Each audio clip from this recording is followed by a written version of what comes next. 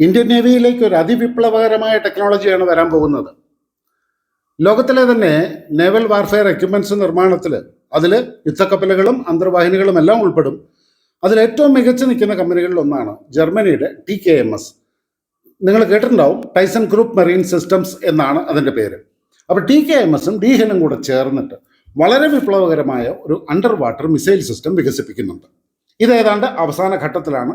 ഇത് മാത്രമല്ല, ഈ മിസൈൽ സിസ്റ്റം ഇന്ന് വരെ ലോകത്തിൽ ആരും നിർമ്മിക്കാത്ത രീതിയിലുള്ളതും ഏറ്റവും ആധുനികമായതുമാണ് എന്നാണ് പറയപ്പെടുന്നത്. ഇന്ത്യൻ അന്തർവാഹിനികൾക്ക് ഈ ഗെയിം ചേഞ്ചിങ് ടെക്നോളജി കിട്ടുമോ ഇല്ലയോ എന്നാണ് ഇന്ന് നമ്മളിവിടെ ചർച്ച ചെയ്യാൻ പോകുന്നത്. എല്ലാവർക്കും നമസ്കാരം. എൻ്റെ പേര് രഘുനാഥ് ചൈതന്യ. ഞാനൊരു ഇന്ത്യൻ എയർഫോഴ്സ് വെറ്ററനാണ്. വീഡിയോ ഇഷ്ടപ്പെട്ടെങ്കിൽ ലൈക്ക് ചെയ്യാനും ഷെയർ ചെയ്യാനും ചാനൽ സബ്സ്ക്രൈബ് ചെയ്യാനും മറക്കരുതെന്ന് അപേക്ഷിച്ചുകൊണ്ട് നമുക്കിവിടെ ആരംഭിക്കാം. ജർമ്മൻ നേവൽ നിർമ്മാതാക്കളായിട്ടുള്ള TKMSഉം ഡീഹൽ ഡിഫൻസുമായിട്ട് സഹകരിച്ച് അന്തർവാഹിനികൾക്ക് വേണ്ടിയിട്ട് ഒരു interactive defence and attack system, IDAS എന്നാണ് ഇതിനെ വിളിക്കുന്നത്, വികസിപ്പിച്ച് കഴിഞ്ഞിരിക്കുന്നു. വെള്ളത്തിൻ്റെ അടിയിൽ ഇരുന്നു കൊണ്ട് തന്നെ ആകാശ ഭീഷണികളെ വേട്ടയാടാനായിട്ട് ഈ സംവിധാനം അന്തർവാഹിനികളെ പ്രാപ്തരാക്കും എന്നുള്ളതാണ് ഇതിൻ്റെ ഏറ്റവും വലിയ പ്രത്യേകത. ആൻറ്റി സബ്മറീൻ വാർഫെയറിന് വേണ്ടിയിട്ട് സാധാരണഗതിയിൽ വളരെ ഭാരം കുറഞ്ഞ ടോർപിഡോകൾ ഘടിപ്പിച്ച ഹെലികോപ്റ്ററുകളാണ് ഉപയോഗിക്കുന്നത്.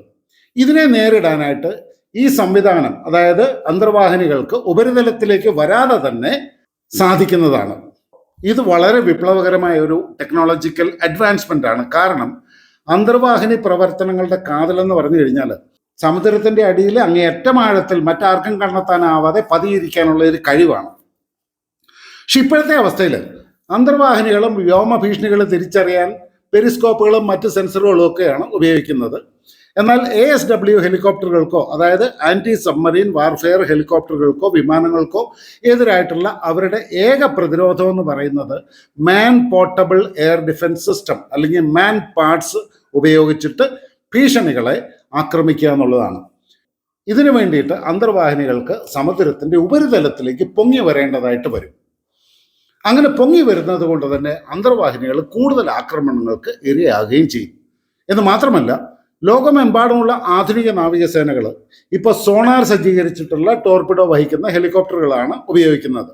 അതുകൊണ്ട് തന്നെ ഒരു അന്തർവാഹിനിയെ വളരെ വേഗത്തിൽ തന്നെ ട്രാക്ക് ചെയ്ത് നശിപ്പിക്കാൻ ഇതിന് സാധിക്കും. എന്ന് മാത്രമല്ല, വ്യോമാക്രമണങ്ങളെ തടയാനായിട്ട് സ്റ്റെൽത്ത് ഇനി അധികം പര്യാപ്തമല്ല എന്നും നമ്മൾ മനസ്സിലാക്കണം.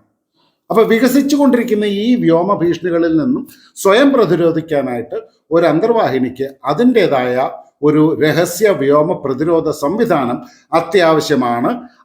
ആ ഒരു കാരണം കൊണ്ട് തന്നെയാണ് ജർമ്മനി ഈ IDAS സംവിധാനം ഡെവലപ്പ് ചെയ്തത്. അപ്പോൾ ആൻറ്റി സബ്മറീൻ വാർഫെയർ ഹെലികോപ്റ്ററുകൾ ഒരുപക്ഷെ അന്തർവാഹിനികളുടെ ഏറ്റവും വലിയ ശത്രു തന്നെയാണ്. അന്തർവാഹിനിക്ക് എളുപ്പത്തിൽ രക്ഷപ്പെടാനോ അല്ലെങ്കിൽ ഫ്രിഗേറ്റിനെ നശിപ്പിക്കാനോ ഒക്കെ സാധിക്കുമെന്നുണ്ടെങ്കിലും ഒരു ഹെലികോപ്റ്ററിൻ്റെ ചടുലത ഒരു കാരണവശാലും അന്തർവാഹിനിക്ക് ഇല്ലാത്തത് കൊണ്ട് തന്നെ ഒരു ഹെലികോപ്റ്ററിൻ്റെ മുന്നിൽ നിന്നും സ്വയം രക്ഷിക്കാനായിട്ട്, കൃത്യസമയത്ത് പ്രതികരിക്കാനായിട്ട് അന്തർവാഹിനികൾക്ക് സാധാരണഗതിയിൽ സാധ്യമല്ല. അവിടെയാണ് IDAS എങ്ങനെ പ്രവർത്തിക്കുന്നു എന്ന് നമ്മൾ മനസ്സിലാക്കുന്നതിൻ്റെ പ്രാധാന്യം. IDASന് രണ്ട് പ്രധാന സവിശേഷതകൾ ഉണ്ട്. ഒന്ന്, വെള്ളത്തിൻ്റെ അടിയിൽ മുങ്ങിക്കിടക്കുന്ന അന്തർവാഹിനിയിൽ നിന്ന് മിസൈൽ തൊടുത്തു വിടാനും ഈ മിസൈൽ പറക്കുമ്പോൾ അതിൻ്റെ പറക്കുന്ന സമയത്ത് മുഴുവൻ ഈ മിസൈലിനെ നിയന്ത്രിക്കാനുമുള്ള കഴിവ്. ഇതിനു വേണ്ടിയിട്ട് ഫ്ലൈറ്റിലുടനീളം അന്തർവാഹിനിയും ഗൈഡഡ് മിസൈലും തമ്മിലുള്ള ഡേറ്റ കണക്ഷൻ കേടുകൂടാതെ സൂക്ഷിക്കാനായിട്ട് ഒരു ഓപ്റ്റിക്കൽ ഫൈബർ അഡ്വാൻസ്ഡ് സിസ്റ്റം പോലും ഇവർ ഉപയോഗിക്കുന്നുണ്ട്.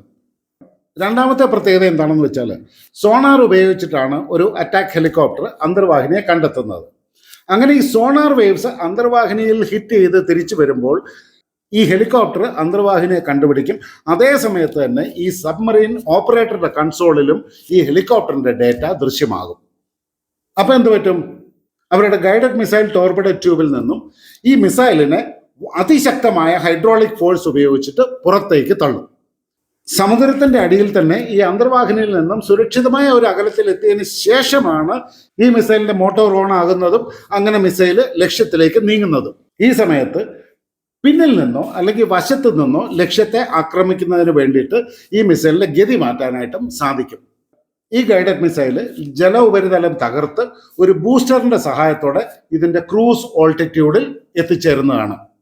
അതേസമയം ഫ്ലൈറ്റ് കൺട്രോളിന് വേണ്ടിയിട്ട് ഈ മിസൈൽ സ്വയം അതിൻ്റെ ചിറകുകൾ വിരിച്ച് ഹോമിംഗ് ഘട്ടത്തിലേക്ക് കടക്കുകയാണ്. ഹോമിംഗ് ഘട്ടം എന്ന് പറഞ്ഞു കഴിഞ്ഞാൽ ശത്രുവിൻ്റെ ടാർഗറ്റിനെ ലക്ഷ്യം വെച്ച് തന്നെ പറക്കാനുള്ള ഒരു ഘട്ടമാണ്. അങ്ങനെ ഈ ഗൈഡഡ് മിസൈൽ മുൻകൂട്ടി നിശ്ചയിച്ച് ലക്ഷ്യത്തിലേക്ക് പരമാവധി വേഗതയിൽ കുതിക്കുന്നു. ഈ ദൗത്യത്തിലുടനീളം ഗൈഡഡ് മിസൈലിന്റെ സീക്കർ അത് മനസ്സിലാക്കുന്ന പരിസ്ഥിതിയുടെ ഗ്രാഫിക്കൽ കാഴ്ചകളും അതുപോലെ തന്നെ ലക്ഷ്യങ്ങളെക്കുറിച്ചുള്ള വിവരങ്ങളും ഓപ്റ്റിക്കൽ ഫൈബർ വഴി മുങ്ങിക്കിടക്കുന്ന അന്തർവാഹിനിയിലെ ഓപ്പറേറ്റർക്ക് നൽകുന്നതാണ്. ആവശ്യമുണ്ടെങ്കിൽ എപ്പോൾ വേണമെങ്കിലും ഇടപെടാനും ടാർഗറ്റിനെ മാറ്റാനും അല്ലെങ്കിൽ ഈ ടാർഗറ്റിലേക്കുള്ള പാത ശരിയാക്കാനും അല്ലെങ്കിൽ ഏത് സമയത്തും ഈ ദൗത്യം നിർത്തലാക്കാനും ഓപ്പറേറ്റർക്ക് സാധിക്കുന്നതുമാണ്. അവസാന ഘട്ടത്തിൽ ഈ മിസൈലിന്റെ വാർഹെഡും അതിൻ്റെ ഫ്രാഗ്മെന്റേഷൻ സിസ്റ്റവും എല്ലാം കൂടെ ഈ ലക്ഷ്യം ഭേദിക്കുന്നതാണ്. ഒരു ആന്റി സബ്മറീൻ വാർഫെയർ ഹെലികോപ്റ്ററും അന്തർവാഹിനികളും തമ്മിലുള്ള ഈ ഒരു കോണ്ടസ്റ്റിൽ ഫൈബർ ഓപ്റ്റിക്സ് ലിങ്ക് വളരെ അത്യാവശ്യമാണ്. കാരണം ഇത് ഉയർന്ന ഡേറ്റ ട്രാൻസ്ഫറിന്റെ ഒരു അഡ്വാൻറ്റേജ് നമുക്ക് നൽകുന്നുണ്ട്. അങ്ങനെ ഈ സിസ്റ്റം മിസൈലിൽ നിന്നും കൺസോളിലേക്ക് വീഡിയോസ് അയക്കാനായിട്ട് ഇതിനെ പ്രാപ്തമാക്കും. എന്ന് പറഞ്ഞാൽ മിസൈൽ വായുവിൽ എത്തിയതിന് ശേഷം IDAS ഓപ്പറേറ്റർക്ക് വിവരങ്ങൾ അയച്ചുകൊണ്ടേയിരിക്കും. തുടർന്ന് ഈ ഓപ്പറേറ്റർക്ക് ഫ്ലൈറ്റ് പാരാമീറ്ററുകൾ ക്രമീകരിക്കാനും ലക്ഷ്യം സ്ഥിരീകരിക്കാനും മിസൈലിന്റെ അവസാന ഘട്ടം വരെ ഈ മിസൈലിനെ നിയന്ത്രിക്കാനും സാധിക്കും. ഇപ്പോൾ വരുന്ന റിപ്പോർട്ടുകൾ പ്രകാരം നിരവധി രാജ്യങ്ങൾ ഇതിനകം തന്നെ ഈ സിസ്റ്റത്തിൽ താല്പര്യം പ്രകടിപ്പിച്ചിട്ടുണ്ട്. അതുകൊണ്ട് തന്നെ അടുത്തിടെ പ്രസിദ്ധീകരിച്ച ഒരു പത്രക്കുറിപ്പിൽ ആഗോളതലത്തിൽ സവിശേഷമായി ഈ സാങ്കേതിക വിദ്യ TMS, ഡീൽ ഡിഫൻസ് എന്നിവരുടെ ഉപഭോക്താക്കൾക്ക് ലഭ്യമാകുമെന്നും അവർ അറിയിച്ചിട്ടുണ്ട്. ആ ഒരു സാഹചര്യത്തിലാണ് ഈ സാങ്കേതിക വിദ്യ ഇന്ത്യക്കും ലഭിക്കും എന്ന് നമ്മൾ മനസ്സിലാക്കേണ്ടത്. കാരണം ഇന്ത്യ അടുത്തിടെ TKMSഉം മസ്ഗാവ് ഡോക്ഷിപ്പ് ബിൽഡേഴ്സ് ലിമിറ്റഡുമായിട്ടുള്ള പ്രൊജക്ട് 75I കരാറ് ഫൈനലൈസ് ചെയ്തിട്ടുണ്ട്. ഈ കരാറ് പ്രകാരം ടൈപ്പ് 214 അടിസ്ഥാനമാക്കിയിട്ടുള്ള ഒരു പുതിയ അന്തർവാഹിനിയാണ് TKMS ഇന്ത്യക്ക് നൽകാൻ പോകുന്നത്. ഇന്ത്യൻ നാവികസേനയുടെ പ്രത്യേകതകൾക്ക് അനുസൃതമായിട്ട് ഈ അന്തർവാഹിനി ഇന്ത്യയിൽ നിർമ്മിക്കപ്പെടും. അതിൽ ഏറ്റവും പുതിയ AIP എയർ ഇൻഡിപെൻഡന്റ് പ്രൊപ്പൽഷൻ സാങ്കേതിക വിദ്യ, ലിഥിയം അയൺ ബാറ്ററി, അതുപോലെ തന്നെ അസാധാരണമായ സ്റ്റെൽത്ത് കേപ്പബിലിറ്റീസ് എന്നിവയെല്ലാം ഉൾപ്പെടുന്നതാണ്. കൂടാതെ TKMS അന്തർവാഹിനിയിൽ അതിനൂതനമായ സെൻസറുകളും യുദ്ധ സംവിധാനങ്ങളും ഉണ്ടായിരിക്കുന്നതാണ്. ഇന്ത്യൻ നേവിക്ക് വേണ്ടിയിട്ട് 6 പുതിയ ഡീസൽ ഇലക്ട്രിക് അന്തർവാഹിനികൾ നിർമ്മിക്കാനുള്ള കരാറാണ് ഈ കമ്പനിക്ക് ലഭിക്കാൻ പോകുന്നത്. ആ കരാർ ലഭിച്ചു കഴിഞ്ഞാൽ കയറ്റുമതിക്കും കൂടി ഉദ്ദേശിച്ചുകൊണ്ട് ഇന്ത്യയിൽ തന്നെ ധാരാളം അന്തർവാഹിനികളും മറ്റുള്ള നാവിക കപ്പലുകളും നിർമ്മിക്കുന്നതിന് സർക്കാർ ഉടമസ്ഥയിലുള്ള നമ്മുടെ മസ്ഗോൺ ഡോക്ഷിപ്പ് ബിൽഡേഴ്സുമായിട്ട് യോജിച്ച് പ്രവർത്തിക്കാൻ ആഗ്രഹമുണ്ട് എന്ന് TKMSന്റെ CEO ഒലിവർ ബർഖാർഡ് ഇതിനു മുമ്പ് പ്രസ്താവിച്ചിട്ടും ഉണ്ട്. അങ്ങനെ ഇന്ത്യ അന്തർവാഹിനികളുടെയും യുദ്ധക്കപ്പലുകളുടെയും നിർമ്മാണത്തിൽ വളരെയധികം മുന്നോട്ട് പോവുകയും ഇതിൻ്റെ വലിയൊരു എക്സ്പോർട്ടർ ആയിട്ട് മാറുകയും ചെയ്യും.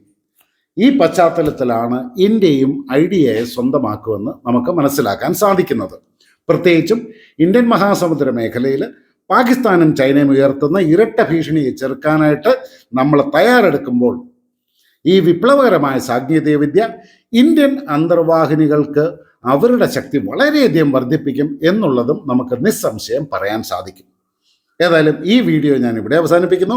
വീണ്ടും വളരെ നല്ലൊരു വിഷയമായിട്ട് നിങ്ങളുടെ മുമ്പിലേക്ക് വരാം. അതുവരെ എല്ലാവർക്കും എൻ്റെ വിനീതമായ നന്ദി, നമസ്കാരം, ജയ് ഹിന്ദ്.